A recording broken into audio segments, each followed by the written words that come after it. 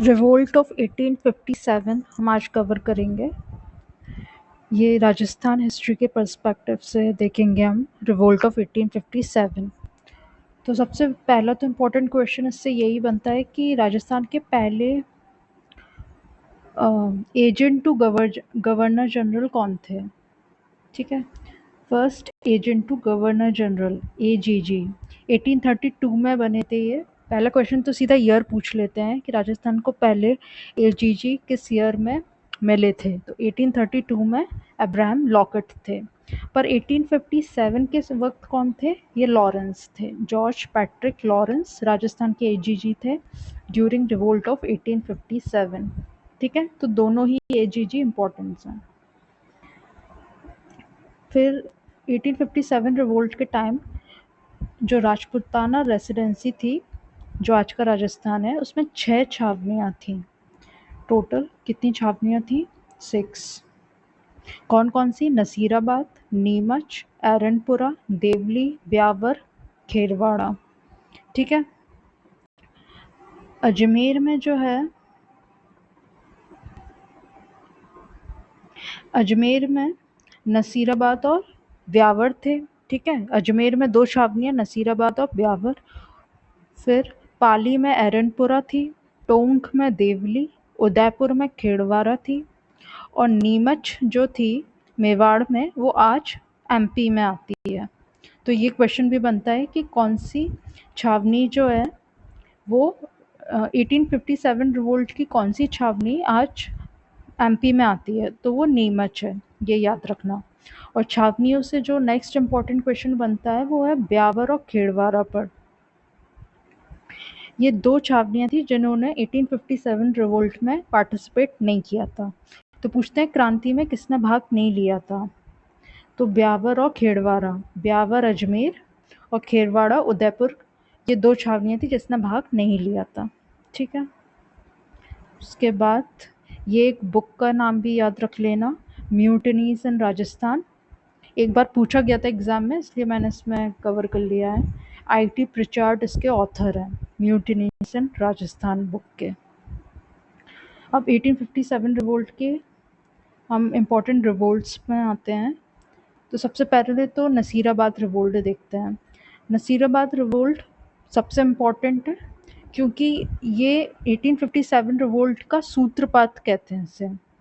ठीक है, क्यों कहते हैं? क्योंकि नसीराबाद जो थी वो सबसे बड़ी छावनी थी, इसलिए उसका इम्पैक्ट सबसे ज़्यादा पड़ा था 1857 रिवोल्ट में। ठीक है, एग्जैक्ट डेट भी पूछते हैं तो 28 मई 1857 ये रिवोल्ट होता है। और इसके विद्रोहकर्ता या लीडर जो थे इस रिवोल्ट में वो थे बख्तावर सिंह। ये बख्तावर सिंह नाम याद रखना। इसमें होता ये है कि अजमेर की सुरक्षा के लिए लॉरेंस जो उस वक्त AGG थे 1857 में, वो 15th बंगाल नेटिव इन्फेंट्री को अजमेर बुलाते हैं। पर अजमेर के रास्ते में क्या होता है, ये जो इन्फेंट्री होती है ये मेरठ में विद्रोह कर देती है। जब लॉरेंस को ये बात पता चलती है तो जब अजमेर में ये पहुंचती है सैनिक टुकड़ी, तो इनकी जो है बम्बई लांसर्स से इनको पहले तो गिरफ्तार करके नसीराबाद भेजते हैं 15 बंगाल नेटिव इन्फेंट्री को, और वहाँ पर इनकी गश्त या पिटाई करवाते हैं बम्बई लांसर्स से।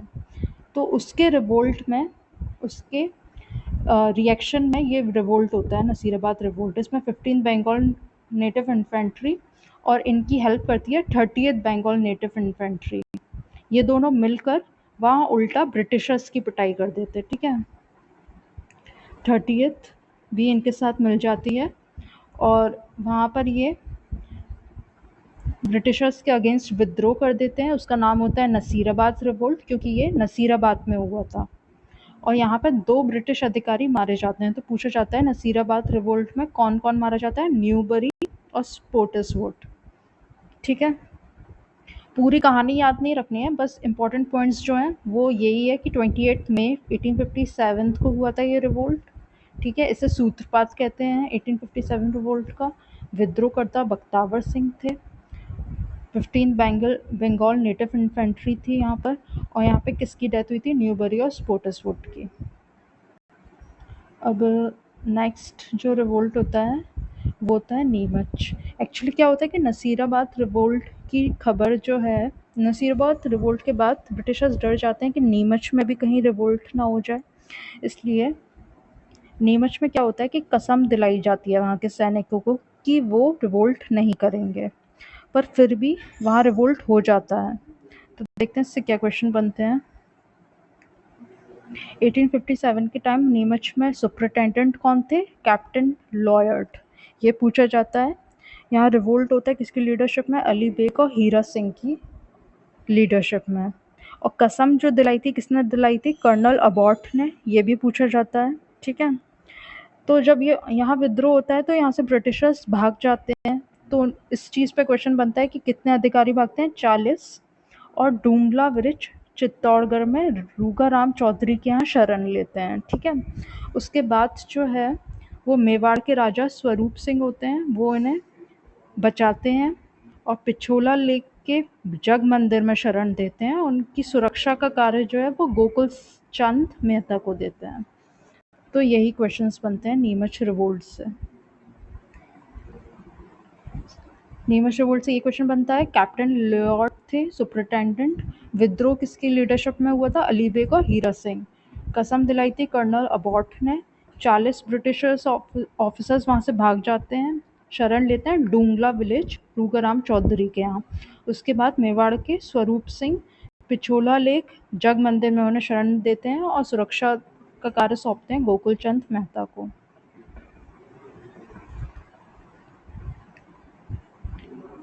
फिर ये नीमच के ही जो क्रांतिकारी हैं ये देवली में जाके रिवोल्ट कर देते हैं, उसका नाम होता है देवली रिवोल्ट।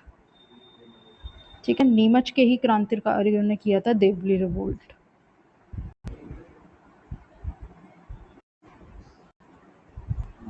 नीमच के ही क्रांतिकारी देवली रिवोल्ट करते हैं। उसके बाद एरनपुरा का रिवोल्ट होता है। एरनपुरा के रिवोल्ट में ये होता है, एरनपुरा के जो सैनिक हैं वो आबू जाते हैं, माउंट आबू ट्रेनिंग के लिए। ट्रेनिंग उन्हें वहाँ लॉरेंस दे रहे होते हैं, तो वहाँ पे ये रिवोल्ट कर देते हैं। तो बस इस तारीख याद रखने, 21 अगस्त 1857 को ये रिवोल्ट हुआ था, एरनपुरे के सैनिक का आबू रिवोल्ट। और इसमें लीडर थे मोती खां, शीतल प्रसाद और तिलक राम। ये 3 नाम एरनपुरा सैनिकों के आबू रिवोल्ट में याद रखना, मोती खां, शीतल प्रसाद, तिलक राम। उसके बाद सबसे इम्पोर्टेंट एरनपुरा का था, उसके बाद जोधपुरा सेकंड नंबर का सबसे इम्पोर्टेंट है। देखो, क्योंकि एरनपुरा का जोधपुरा का लीजन बटालियन रिवोल्ट किस प्लेस पे हुआ था? तो एरनपुरा में हुआ था ये। ठीक है, 23 अगस्त 1857 में हुआ था। तो यहाँ का जोधपुर या मारवाड़ जिसे कहते हैं, उसका जो सबसे शक्तिशाली केंद्र जो था मारवाड़ में वो आवा था। एरनपुरा के सैनिक जो है उसमें ये क्वेश्चन पूछा जाता है कि यहाँ पे ये नारा किसने दिया था? चलो दिल्ली मारो फिरंगी। तो शिवनाथ ने दिया था ये। एरनपुरा के सैनिक शिवनाथ ने चलो दिल्ली मारो फिरंगी का नारा दिया था।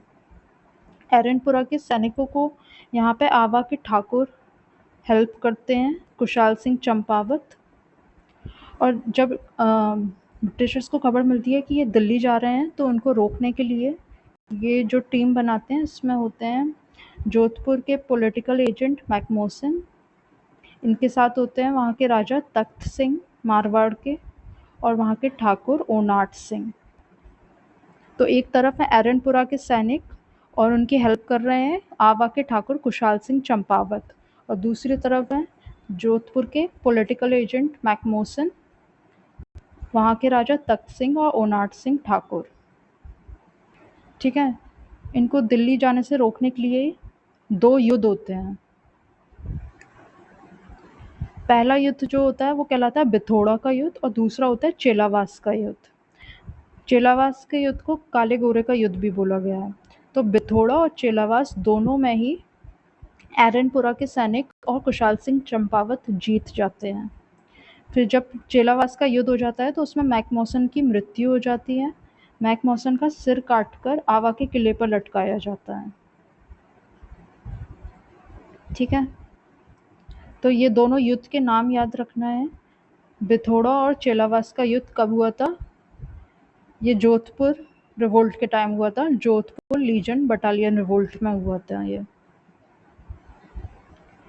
फिर जब मैकमोसन की डेथ की खबर होती है तो लॉरेंस को पता चलता है। लॉरेंस होते हैं एजीजी, वो कर्नल होम्स को आवा में भेजते हैं वहाँ के हालात संभालने के लिए।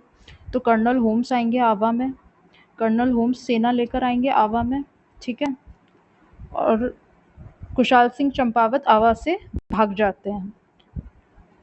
तो कर्नल होम्स ने आवा पर अपनी सेना का कब्जा कर लिया और वहाँ से सुगाली माता की मूर्ति वहाँ से साथ ले जाते हैं। ये क्वेश्चन भी आता है। फिर कुशाल सिंह चंपावत यहाँ से भाग जाते हैं और कहाँ शरण लेते हैं, तो ये क्वेश्चन बनता है कहाँ कहाँ शरण ली कुशाल सिंह चंपावत ने। तो 2 जगह शरण ली थी, सलूम्बर और कोठारी में। सलूम्बर में केसरी सिंह के यहाँ और कोठारिया में जोत सिंह।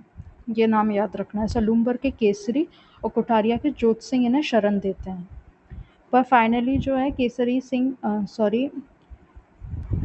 ये जो कुशाल सिंह चंपावत हैं आवा के ठाकुर, ये आत्मसमर्पण कर देंगे। तो ये डेट और प्लेस पूछी जाती है, कहाँ समर्पण किया था, ठीक है। तो ये याद रखना है 8 अगस्त 1860 में नीमच में ये कुशाल सिंह चंपावत जो हैं वो आत्मसमर्पण कर देंगे।